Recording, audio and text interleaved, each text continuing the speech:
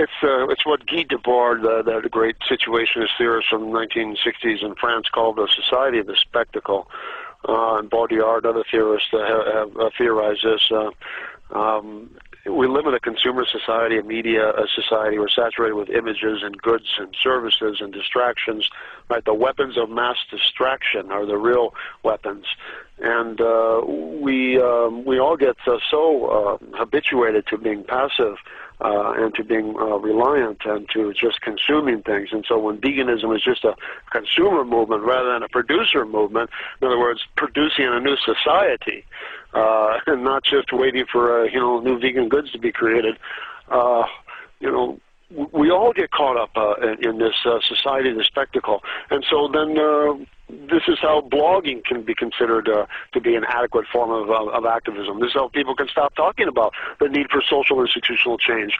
This is how people can say, if we all just go vegan in time, although we don't have time, in time somehow there'll be some catalytic magic, and society will not only go vegan, society will be transformed into a just society.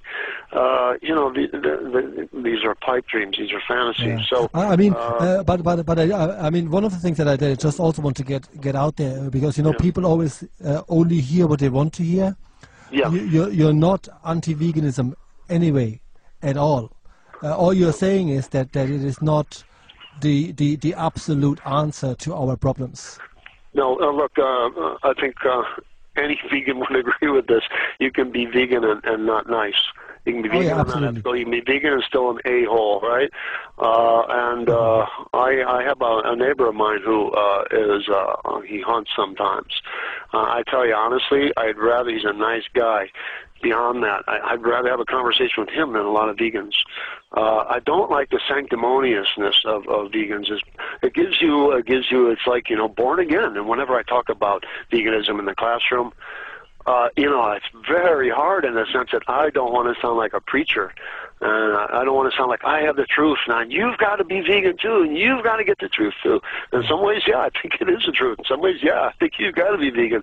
But it's just the sanctimoniousness of this, and there are many qualities and many things that go into being a good person. Absolutely, I understand. I just basically wanted to sort of highlight that you are still vegan, because people only hear what they want, what they get out of a conversation, so they have said about this guy doesn't even like vegans, this kind of way. That's not what you're saying. Just wanted to make that clear, No, I am a vegan. Of course, I've been vegetarian for 30 years, vegan for over 15. In summation, let me just say this.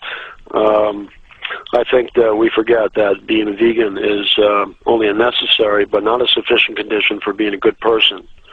And I think that being a vegan is only a necessary but not a sufficient condition for social change, for veganism, for social change.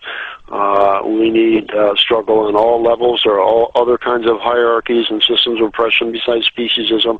I actually really think speciesism is fundamental to so much of it, more so than most people would ever understand or agree to. But let's stop pretending as if this is the key or the solution to social institutional change. We need institutional change. We need to end class oppression and a class society.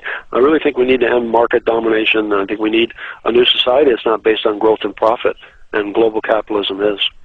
That seems to be the main problem, because when you look at the world, even sort of when I used to be sort of a salesperson for the last sort of 25 years, and the last 8 years I sort of do holistic animal healing, and the amount of people that respect me less because of it is staggering, and it just shows you that wearing a suit still impresses the mother of the girlfriend and all that kind of stuff. Chronic pain, maybe they'll look at you differently.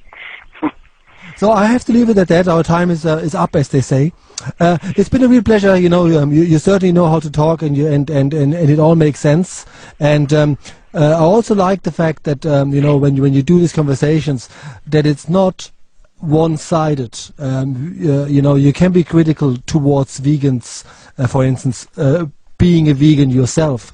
Just in the same way, one can be critical towards the state of the world we're living in, and that's the good thing about the so-called free speech, that this won't get censored. Thank you so much. I will let you know when this goes out on air, and we send it to all your enemies too. Are you still there? Hello? Okay, I lost them there. Anyway, that was the conversation that I had here with Dr. Steve Best. And anyway, thank you all for listening. You were listening to Wild Time.